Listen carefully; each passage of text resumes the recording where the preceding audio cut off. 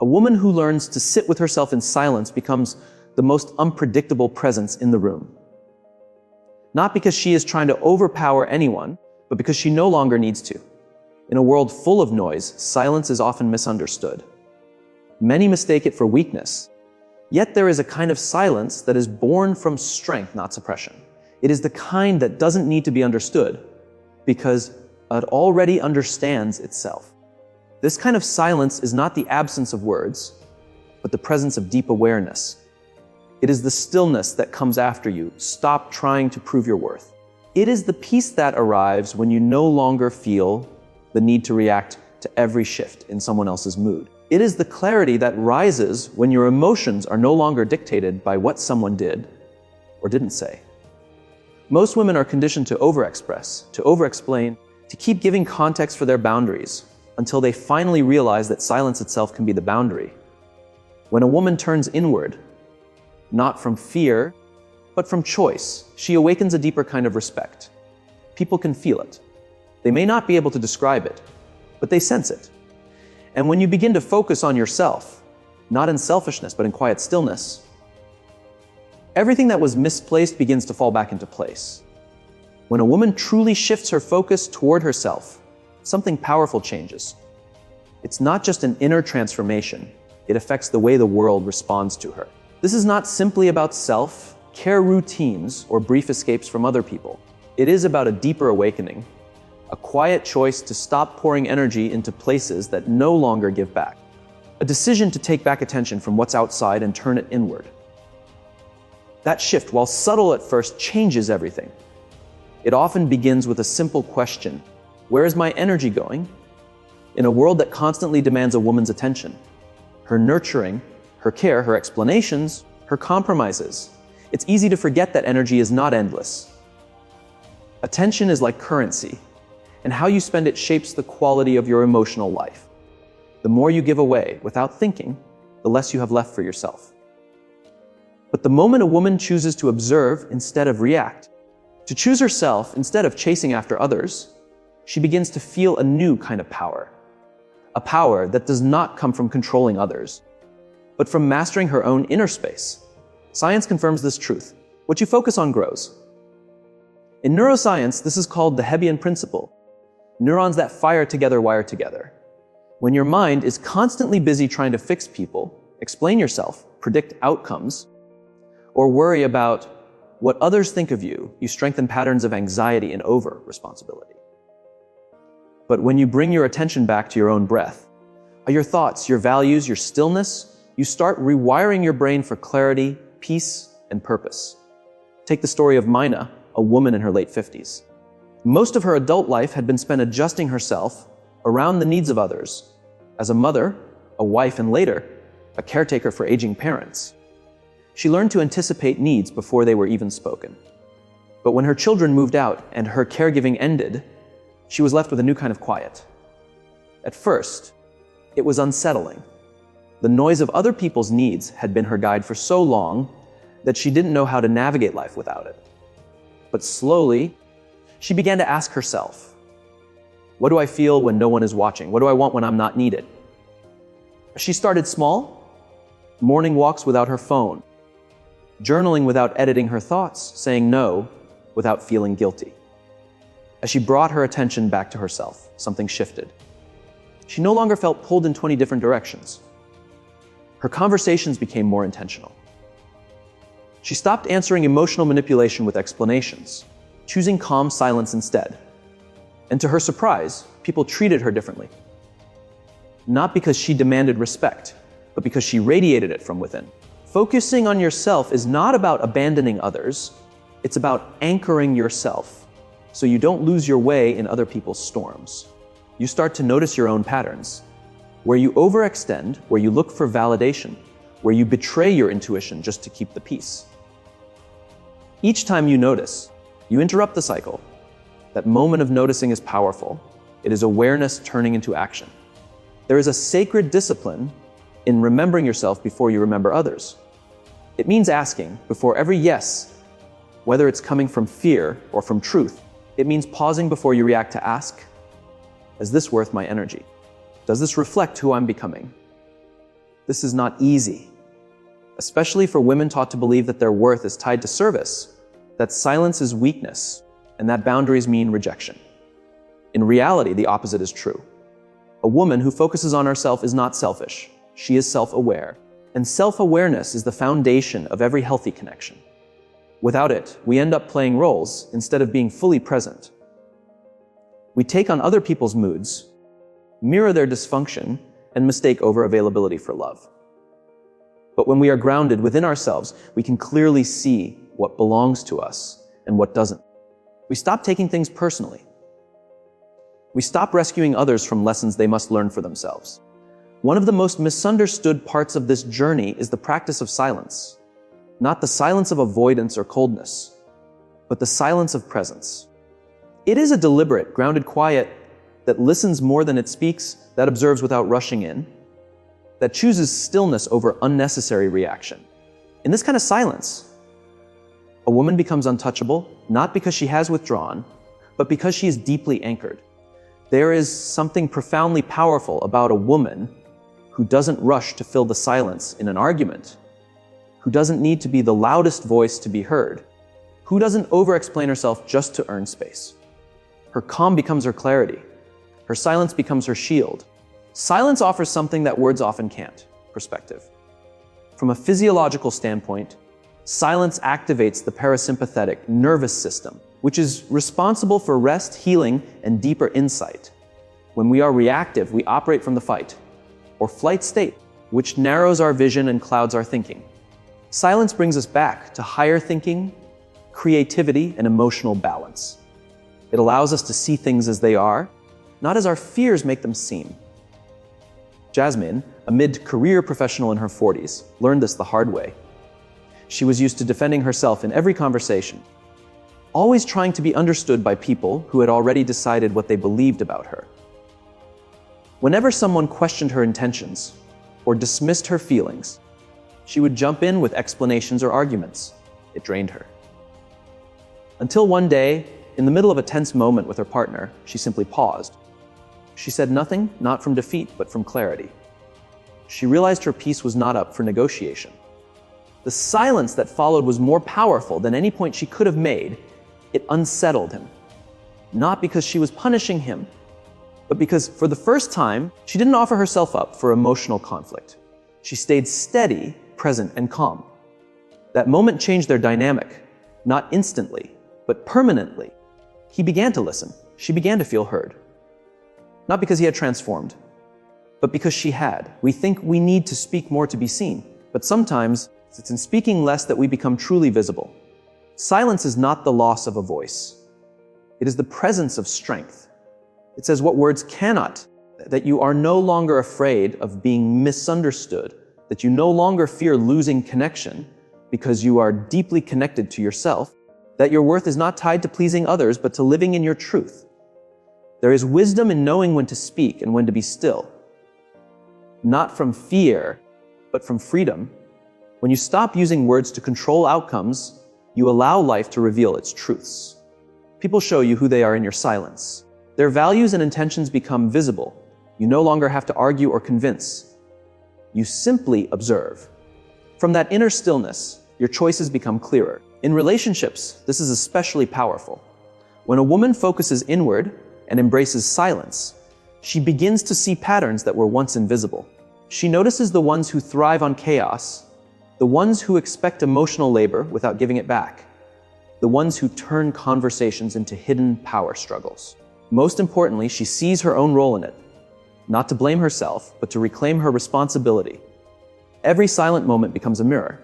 Sometimes, what you see is uncomfortable patterns of over-explaining, chasing closure, giving second chances out of loneliness. But by seeing them clearly, you free yourself from being controlled by them. You begin to act instead of react, and that changes everything. This journey doesn't require cutting yourself off from the world. It asks that you stop abandoning yourself. It invites you to slow down and ask, who am I without the noise? What do I value when I'm not performing? What emotions surface when I'm not distracted? Silence makes room for these questions. It shows you the framework of your life, the beliefs, values, and old wounds that shape your relationships. And once you see them, you can heal, rewrite, and align them. One of the most important truths a woman can embrace is this: not everything deserves your energy. Not every message needs a reply. Not every misunderstanding needs to be cleared up. Not every question deserves an answer. The moment you know that your presence is enough, you begin saving your energy for what truly matters. This kind of self-focus isn't a destination, it's a daily return. A return to the present moment, to your own breath, to the truth that you don't have to chase what already aligns with who you are becoming. You attract it when you are truly aligned. And so the silence continues, not as an escape from the world, but as a deeper way of engaging with it. It comes with clarity, with discernment, with grace. A woman who focuses on herself and chooses silence does not vanish. She becomes more visible than ever, not in noise, but in essence. And the world cannot help but shift around her. A woman who learns to master her emotions is not only in control, she is free. Free from the chains of overreaction, free from the cycles of regret, free from the grip of patterns that once dictated her responses. Emotional sovereignty is not about becoming unfeeling. It's about no longer being owned by every passing emotion. It's knowing that you can feel deeply and still choose wisely. You can be hurt and yet act from a place of alignment. You can feel love, grief, anger, confusion, and still remain grounded in your values. Many people believe emotions are either to be expressed without restraint or to be completely suppressed. But both extremes create inner imbalance. One makes you a prisoner to your reactions, the other disconnects you from your own soul. True emotional strength lives in the space between impulse and stillness. It is the cultivated skill of feeling everything, yet not being consumed by anything. There's an old teaching from Eastern traditions. Control your breath, and you control your life. Even modern neuroscience confirms this. When a woman pauses and breathes consciously before reacting to provocation, her brain shifts from the amygdala, where emotional reactivity is born, to the prefrontal cortex, where reflection, reason, and wisdom live. This is not just spiritual wisdom, it is biological truth. Take the story of Aya, a woman known for her fire. When someone crossed a line, she met them with intensity. Her voice would rise, her heart would pound, and she would fight back with sharp words, proving her intelligence, her wit, her unwillingness to be disrespected. Yet every time, even when she won the argument, she walked away drained. Her reactions, while justified, cost her more than the offense ever did, costing her peace, her power, her clarity. One day, during a tense exchange with a colleague who undermined her work in a meeting, she felt that familiar heat rising. The urge to respond instantly, to defend, to correct. But something shifted. She took a slow, deep breath. And instead of reacting, she simply paused. She looked at him and said nothing. That pause, just a few seconds long, was not empty, it was full. Full of restraint, full of grounded energy, full of quiet power. And in that pause, she understood something. The need to prove yourself often comes from the fear of being unseen. But when you truly know your worth, you no longer feel the need to display it for approval. You hold it quietly, and the world learns to sense it without being told. The pause gave her space to ask, is this worth my emotional energy? Does this person truly have the power to define my value? Her answer was no.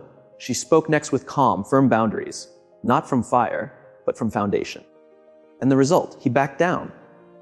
Not because she was loud, but because she was anchored. She had stepped into emotional sovereignty. To be emotionally sovereign means your inner state is no longer at the mercy of other people's moods, choices, or demands. You stop outsourcing your peace. You stop volunteering for every emotional tug of war. You do not grow cold, you grow clear. And this clarity protects you from the trap of constant reaction. Every time you react without reflection, you hand over your power. You let someone else control the rhythm of your nervous system. But when you pause, when you breathe, when you choose instead of react, you reclaim authorship over your inner world. This becomes especially important in intimate relationships, where emotional triggers run deep. Partners often mirror each other's wounds. One's insecurity stirs the other's defensiveness. One's silence awakens the other's fear of abandonment. One's need for control crashes into the other's need for freedom. Without emotional sovereignty, these patterns spiral into conflict, misunderstanding, and resentment. But with awareness, they become doorways to growth. Sophia, a woman in her late 30s, once shared how every disagreement with her partner ended with her crying, shouting, or walking away. She felt unheard, invalidated, emotionally drained. But as she began practicing daily breathwork and emotional journaling, something began to change.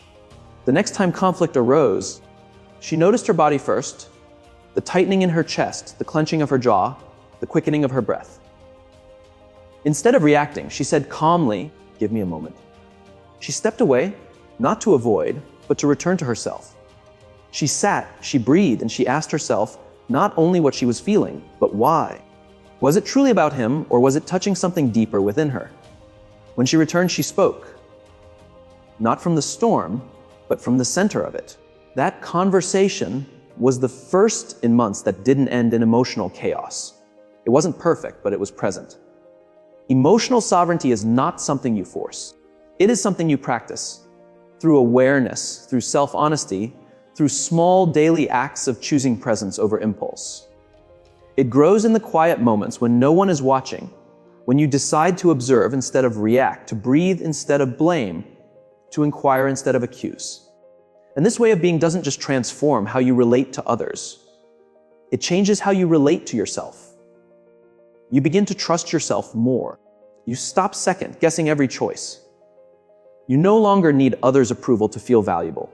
You carry yourself with a quiet assurance that says, "I know who I am. I know what I feel. And I will no longer abandon myself just to keep the peace." This naturally leads into another transformation: the power of embodied stillness. Emotional mastery isn't only expressed through your words or your silences. It speaks even louder through your presence. How you move, how you sit, how you breathe, how you listen, and most importantly, how you hold yourself when no one else is holding you. Your body is not just a vessel, it is a language. It speaks before you ever open your mouth. Posture, tone, eye contact, these are not just social cues.